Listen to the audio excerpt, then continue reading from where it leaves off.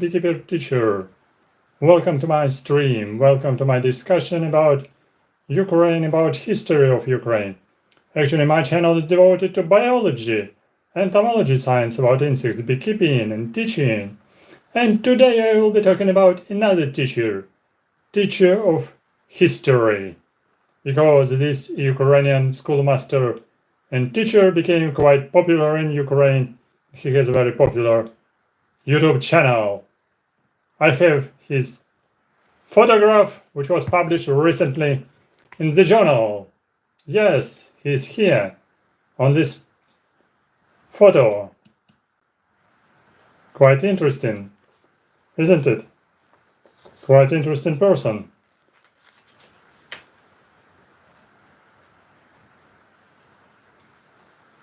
Alexandrovich.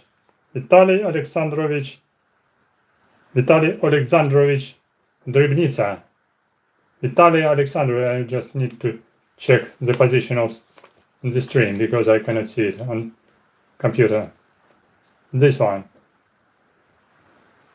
Why I decided to tell you about him? This person became very popular on YouTube, and today I will be talking about him in English. In English, because he's actually a Ukrainian teacher. He's speaking in Ukrainian language with Ukrainian and Russian audience. And he has been published here not for simple purpose, but very important purpose, because he is distributing very useful, very interesting, very knowledgeable information about Ukrainian history as professional historian. He actually was a historian as the teacher, because now he's on pension. YouTube channel is just his new job on pension, which is very successful and, by the way, quite profitable and very popular now. So his intensive outreach activity, not in biology but in history, gave him a huge popularity for Ukrainian audience. As he said, about 95% of his audience, this is a Ukrainian audience, and only 5% people from Russia. What he's doing? What is his channel on YouTube about? I will tell you about it because I found also quite interesting publication in New York Times journal. Yes, New York Times journal made a special interview with him and just review about his activities. Under the title was published the article, "The Ukrainian Schoolmaster Teaching History to His Invaders." That's not quite correctly. I will indicate some small mistakes. He's teaching history for Ukrainians, not for Russians, not to his invaders.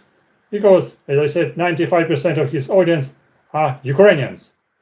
And it's quite understandable, because he's trying to persuade some people to change their opinion, because he's talking with Russians and sometimes with Ukrainian persons on YouTube, not on the YouTube channel, but on special channel which is named Chat Roulette. Chat Roulette. This is a web platform for communication of strangers.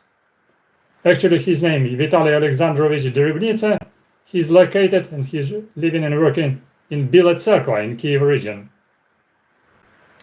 Vitaliy Drybnitsa engages with Russian online to correct Kremlin propaganda about Ukraine.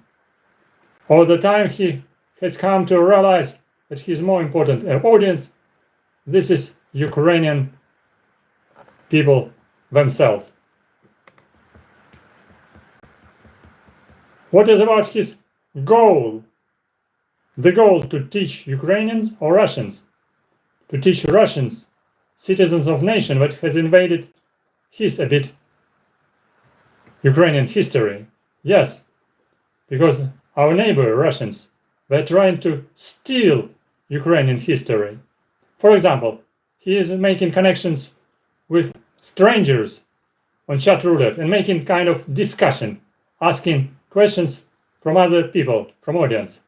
And I will give you some examples from New York Times interview and from this journal. This journal is named Country, the country Ukraine. Ukraina journal published in Kyiv in Ukrainian language, and he a little bit published about his biography and about his activities, so I can cite some interesting stories about Vitaliy Drybnitsa. For example, within minutes, a middle-aged Russian man appeared on screen in chat roulette, and Vitaliy is talking with him, speaking. First, he is usually making first question, asking, "What book about Ukraine have you been reading recently?" Majority of people are telling, "I didn't read any book." But some people can tell, "I read some books about about Russian history, like Karamzin, like something like that. I read about Peter the Great history," and asking some, he's talking. If you didn't read any book, that's normal. It's possible, no problem about it. But his topic for discussion is precisely the history, not politics, not propaganda. He's not trying to persuade adults about their opinions about history and politics. No. As he told in his interview to different channels and different journals, that he's not trying too much to persuade the Russian audience to change their mind, because he's talking with adults, 18 plus audience. It's quite difficult, it's practically impossible to change mind of Russian zombie people about history, about their thoughts about their politics. Because adults are adults. They can think themselves after the discussion. He's telling people some resources, some books, some journals, some articles, which we can search in internet, in library, you can read, and maybe step by step, little bit by little bit, can change a little bit their opinion, maybe, or maybe not. Because 90% of Russian audience, unfortunately, is zombie people like that. For example, the example of connection with people on screen on chat roulette. From one side, this person, Vitaliy Drybnitsa, from another side, person from Russian audience. Middle-aged Russian man appeared on screen, speaking from that situation looked like a grocery store. Vitaliy Drybnitsa, this man, the history teacher, wasted no time opening with deliberately provocating question. Who does Crimea belong to? He asked, referring to Ukrainian Black Sea Peninsula that Russia illegally annexed in 2018. Russian men usually asked and reply like that, to us, to Russians, without any hesitation. This is very common answer.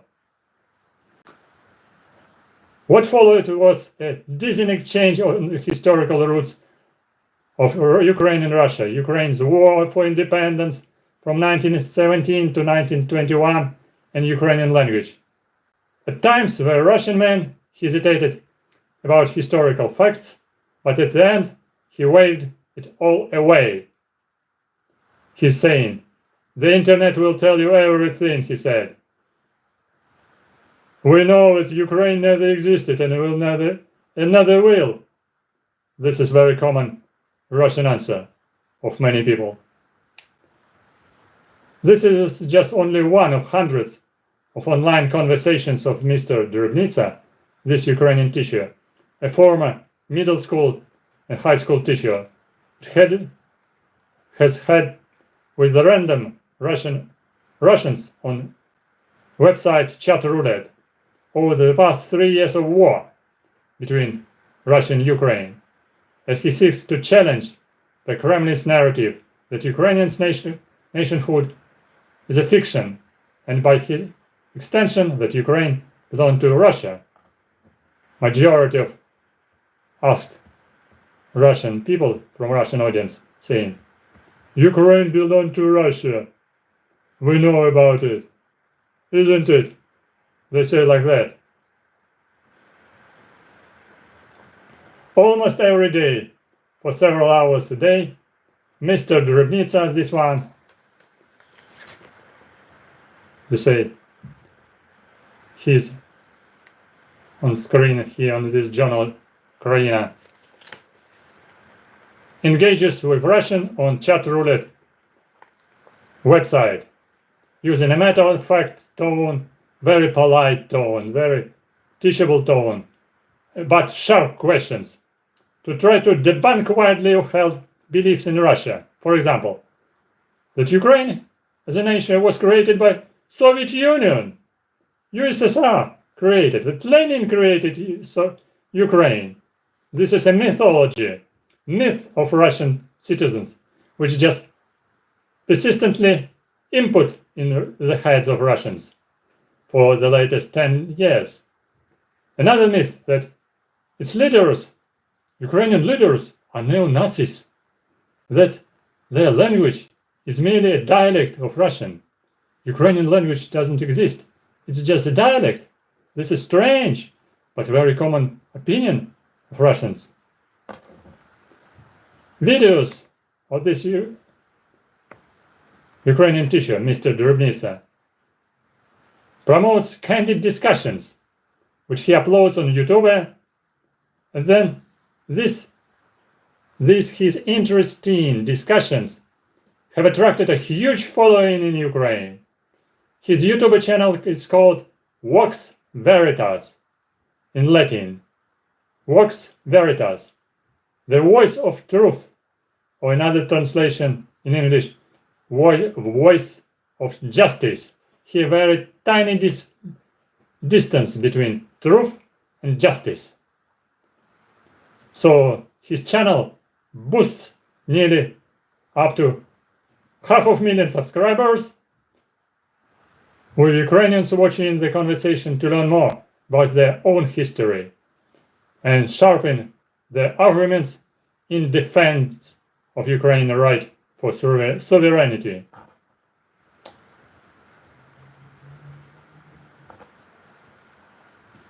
Mr. Drybnitsa exchanges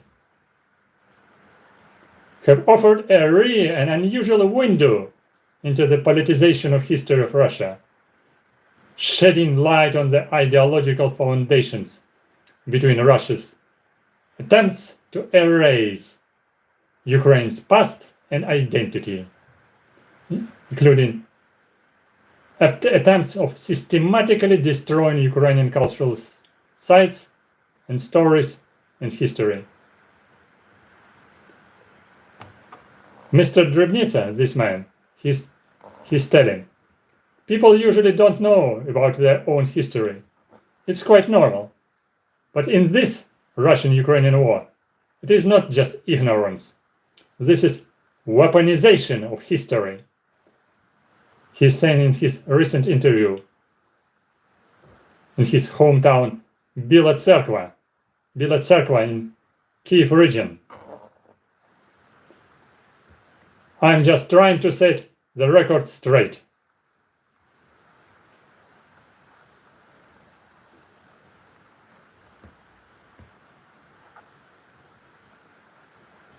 Wait a minute.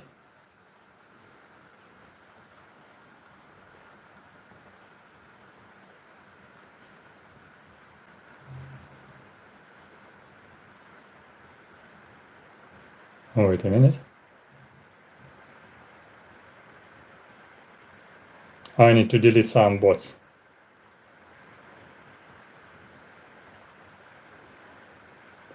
It's quite convenient to delete some haters. Very well. This Vitaliy Drybnitsa, a burly man with a white beard.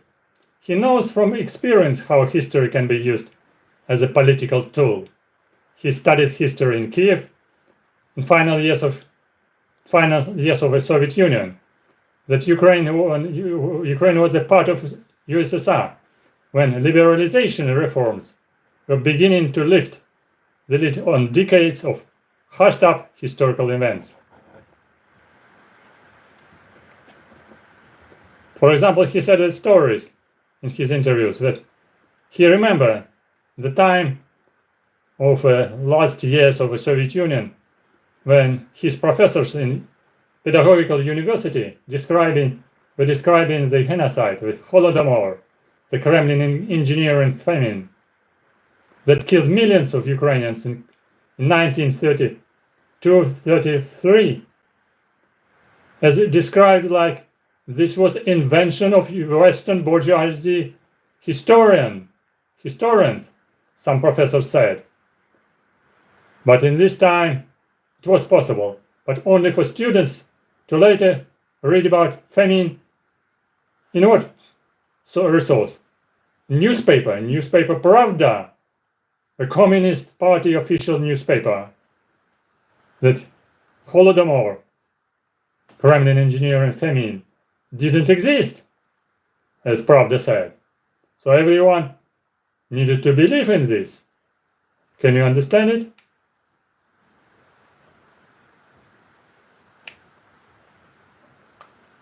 Vitaliy Drybnitsa, when he was a student of Kyiv Pedagogical University, he's saying in his interview, "We entered Pedagogical University as typical Soviet students, but by the time we graduated, the latest years of perestroika, latest years of communist propaganda, the ideological landscape has completely changed.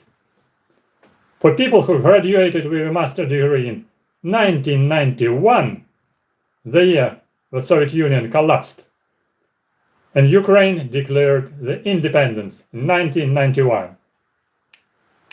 Vitaliy Drybnitsa, this man, he started teaching the same year, using textbooks that had not been updated from Soviet times.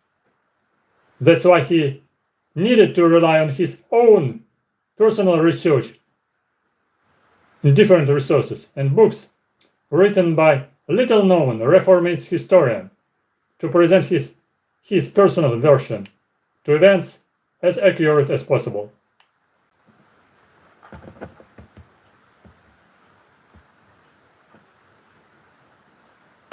Always this teacher of history saying that most important part in history is to base the ideas and description of history on resources,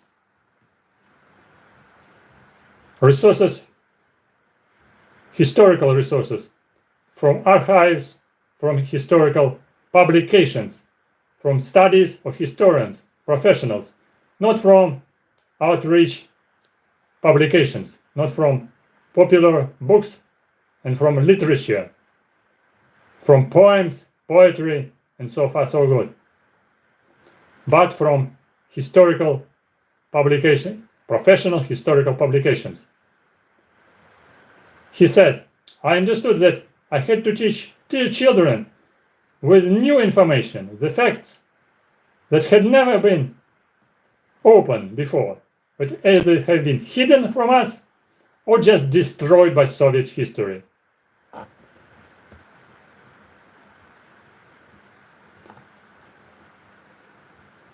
And also he indicates a very interesting fact, which is weakly known by public.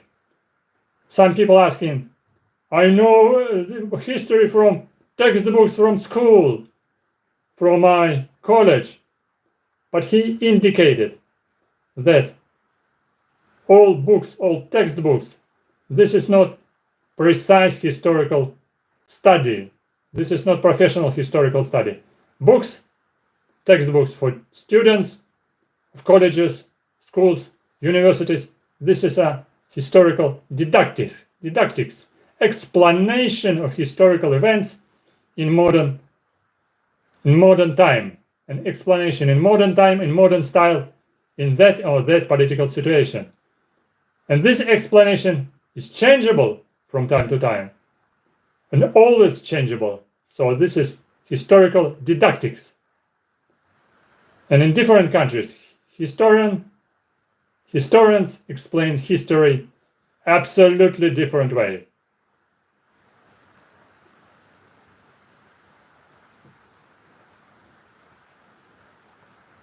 Some students of Mr. Drybnitsa in his former college remember him as demanding but yet passionate teacher, that he wanted each of us to know history because a person can only move forward and make informed decisions by understanding the past, by understanding the history, some of his former students say.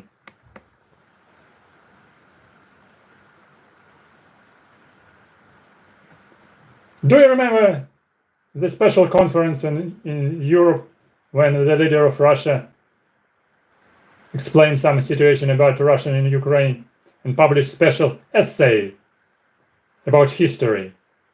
This leader claimed that Ukrainians and Russians are one people, one nation.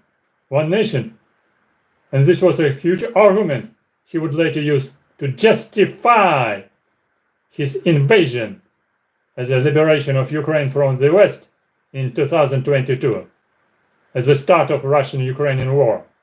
Justification to start the war to liberate Ukraine from West, from Western influence, and from leaders, and from Ukrainians. Because Ukrainians and Russians, from his opinion, just one people, one nation. Strange. Do you believe it? Maybe he believes, maybe they believe. But Ukrainians do not believe it and know that this is a lie. This Ukrainian teacher, alarmed by Kremlin's propaganda, began devoting his time to engage in online discussions with Russians and with Russian audience on chat roulette about history. But what started as an attempt on open dialogue quickly evolved into a special project on YouTube channel called Vox Veritas, the voice of truth, the voice of justice in English translation. This project evolved into a project focused on debunking Moscow's narrative, particularly about Russia's invasion of Ukraine in February 2022, 24th February of 2022.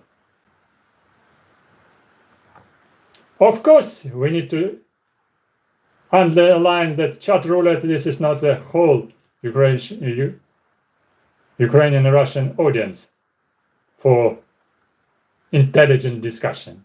This is not intelligent Russian people. Not at all. Chat roulette, this is a discussion with unknown strangers on internet, usually not from the middle society, not from the upper part of society, but from the lower classes, lawyers of society, or just below the lawyers. Because many people on chat roulette website, drunk, smoking, eating, drinking, naked, just badly dressed, speaking badly, with slang, with weakly understandable ideas, and they do not know anything about history, and not only about history. The poor, the lowest layer of society, unfortunately. Nevertheless, after the years of experience, this Ukrainian teacher has a persistence and also such kind of ideas how to find interesting people, not interesting people, but to be very careful with in discussion, to be very patient in discussion, to be correct. Because with stubborn people, zombie people, it's difficult to discuss. But he's very careful, he's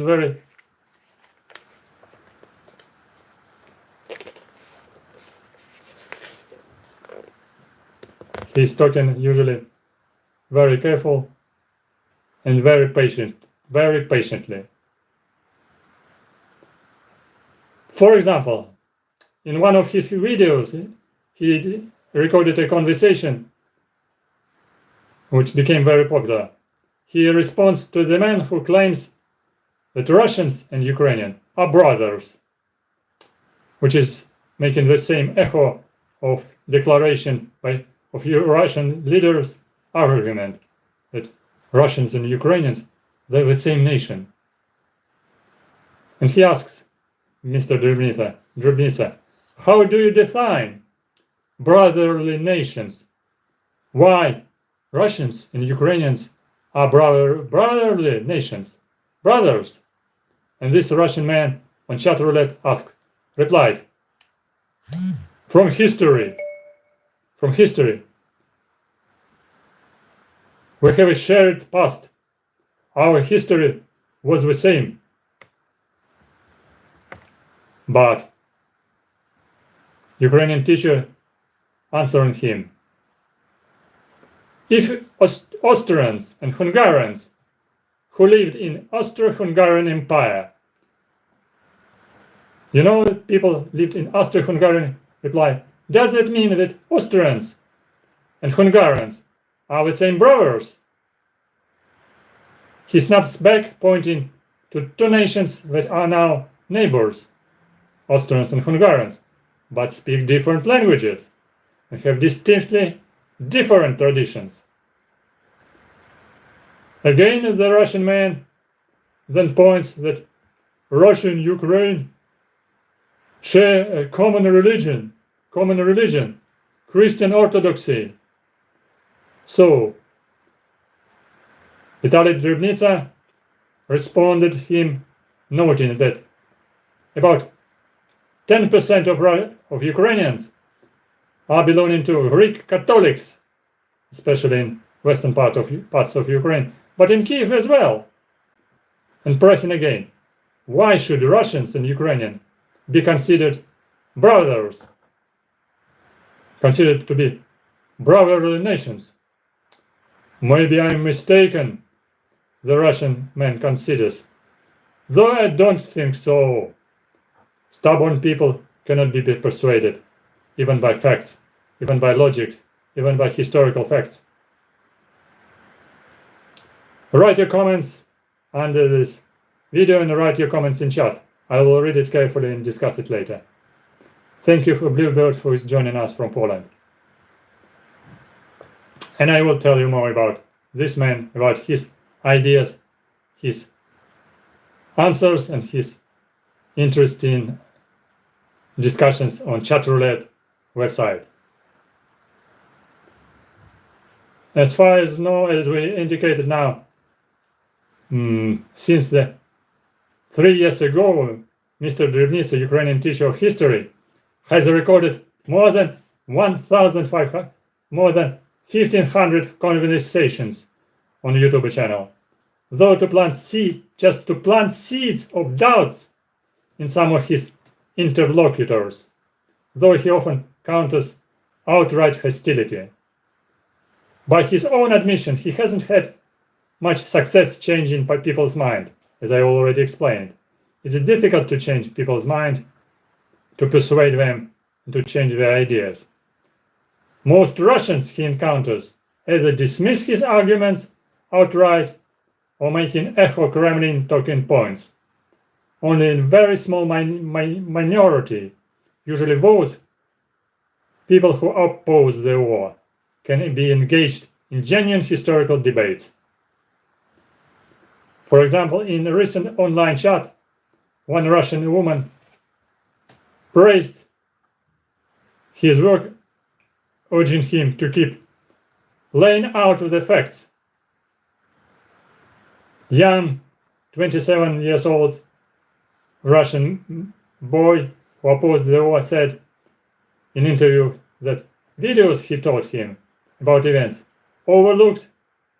completely overlooked in Russian textbooks, such as existence of Ukrainian state in late 1910s, yes, in the beginning of 20th century.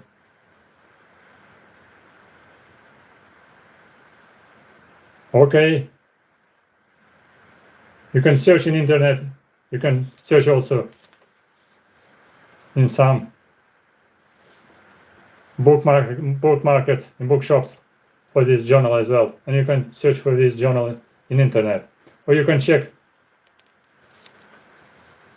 YouTube channel Vox Veritas, YouTube channel of this man. But today I'm talking more not for Russian or Ukrainian audience, but I'm talking more about Ukrainian teacher for English-speaking audience in other countries, because this interesting publication about this man, Vitaliy Drybnitsa, was published in the New York Times, and it's hidden somewhere in internet so deeply. It's difficult to find, but YouTube channel has opportunity to show, to explain it for more people. Over time, Mr. Drybnitsa realized that his true audience isn't Russians, but to be correct, to be honest, the millions of Ukrainians who were educated in Soviet times, millions of people of old age or golden age, and now want to update their knowledge, as a part of broader movement in wartime Ukraine, to break free from decades of Soviet and Russian influences.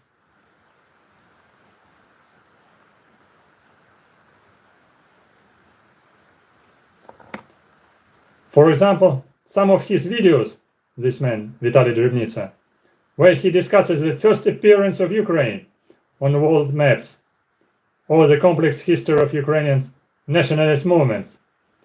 Two topics which are quite tough, difficult, that were either ignored or completely distorted in Soviet textbooks. These topics have gained millions of views on his YouTube channel, Vox Veritas. For example, one of his viewers told in an interview, "I'm learning a lot from him," mentioning, "Formed in the Soviet Union. I was formed in the Soviet Union, but now I received a new knowledge. Now I'm feeling more confident to argue with acquaintances who don't know our history at all and spreading just only Russian narratives." This Ukrainian teacher of history, in his conversations, is often asked about the darker chapters of Ukrainian history. Yes, some people asking him very tough questions. For example, including the questions about collaboration of nationalist movements with Nazis during the Second World War. He doesn't shy about it. He doesn't shy away from the topic, acknowledging the collaboration, while also noting that Nazis later suppressed those same groups. Every second person from Russian audience asked about Bandera, who is Bandera and what he is doing for Ukrainian nation. And he was collaborating with Germans. Historical arguments based on historical facts. Vitaliy Drybnitsa said, "Do you know that Bandera was in a prison during the Second World War? He was in a prison, and he never left prison till the end of war.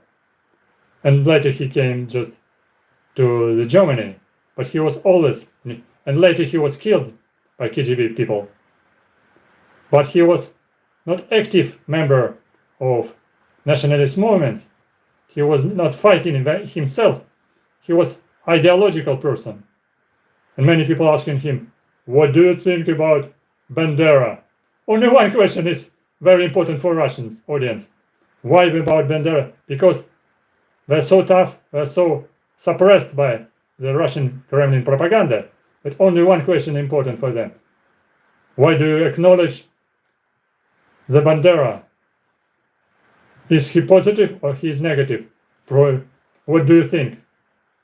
From your opinion, finally, Mr. Drybnitsa said, "From my opinion, he is positive because I am considering him as a hero of Ukraine because he promoted the Ukrainian independence activity in Ukraine. He said that it will be the time in the world and in Ukraine then just dozens, hundreds, thousands of people will say, "Glory to Ukraine," and millions of people will declare, "Glory to heroes."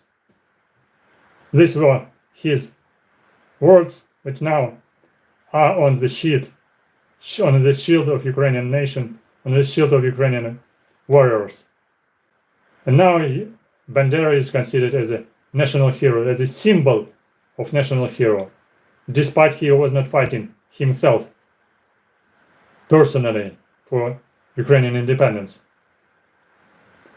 So dark chapters of Ukrainian history is a difficult story, but not everyone knows about it. Not everyone can acknowledge it, and not everyone can explain it. Watch his stories, watch his discussions, and you can learn a lot about it. 3 years of Russia-Ukrainian war and as much time trying to correct historical falsehoods have taken a toll on Mr. Drybnitsa. Sometimes he loses his calm, more often during online conversation. And he has come to believe in it futile to try to change the minds of his Russian interlocutors. Most of audience on chat roulette website to target Ukrainians and to push their fabricated Kremlin narratives, he said. They are not here to hear a different perspective or learn something new.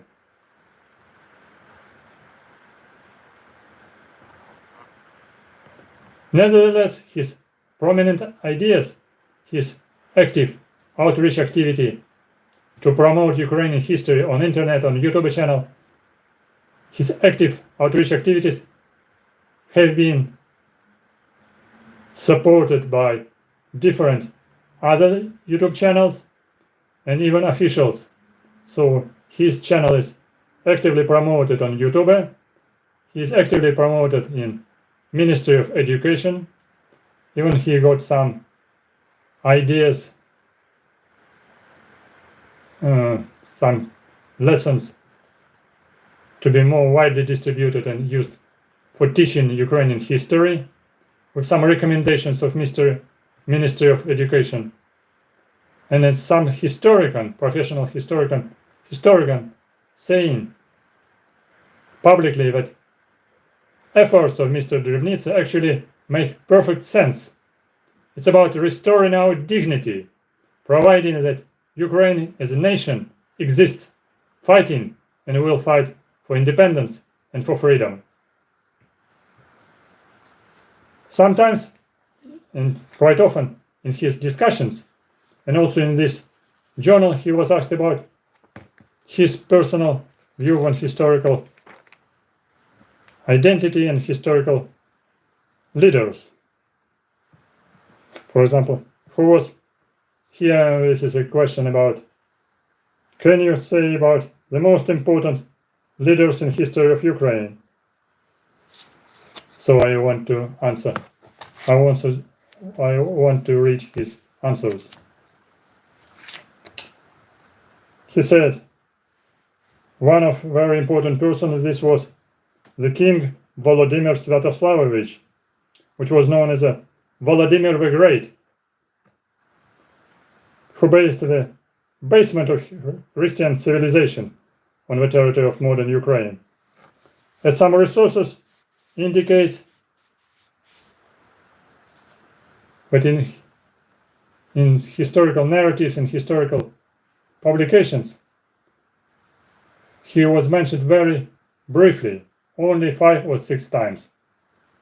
Another person, this is Bogdan Khmelnytsky. He based the early modern Ukrainian statehood, despite the attitude to him from different historian is not the same, can be different. But different approach of different historian, this is very normal for democratic society. Just only one opinion, one meaning, this is a sign of totalitarian state. Another person, this is Ivan Mazepa. He tried in situations when Ukrainian statehood was going down, try to make some actions to fight for independence of Ukraine. Other persons, for example, leaders of Central Rada, Central Council in 1921, they were different. Federalist Grushevsky or Mikhnovsky.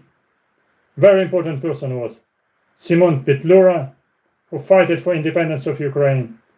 And of course, he made some mistakes and faults. In the time of Soviet period, it was difficult to educate people.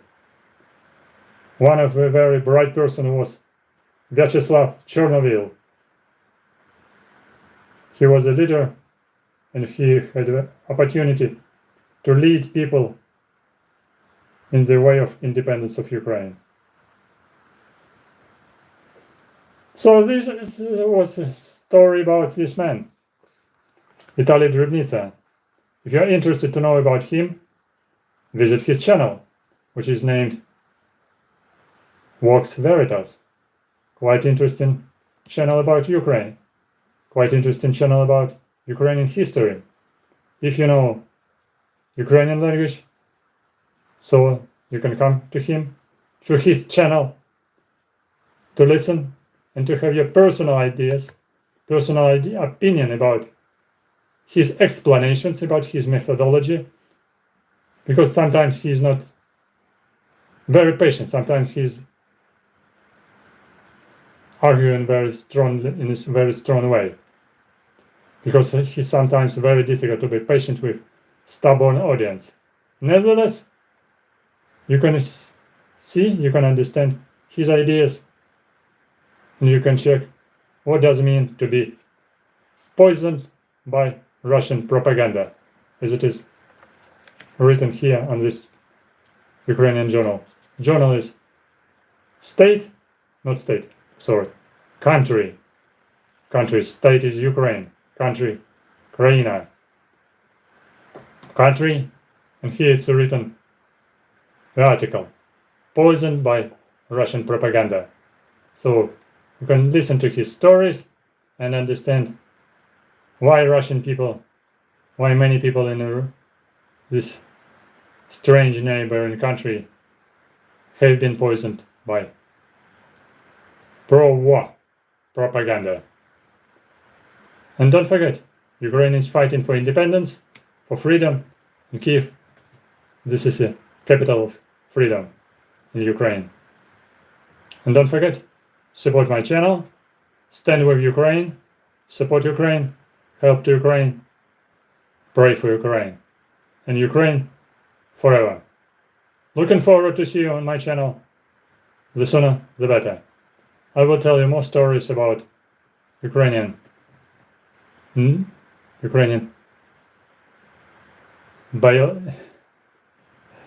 nature, because today I have unusual stream about Ukrainian history. If you are interested to know more about Ukrainian history, not only about Ukrainian nature, I have more journals. Ukraina, so I can tell you more stories about Ukraine from the person who is now in Kyiv, capital of Ukraine. Sometimes I'm feeling myself not so well because of Russian drones flying around. Sometimes it's quite noisy in night time. Today and yesterday was a little bit quiet. And histories existing even now in Kyiv. And I'm in this time in Kyiv. In the time not only of peaceful conversations on internet, like Ukrainian teacher Drybnitsa is doing, but you see here Roman Besmertny, former deputy, talking about some strange situations in the war time between Russia and Ukraine. Thank you for watching. Ukraine forever. See you soon on my channel. Bye bye. write your comments, ask questions. Welcome to be online in next stream.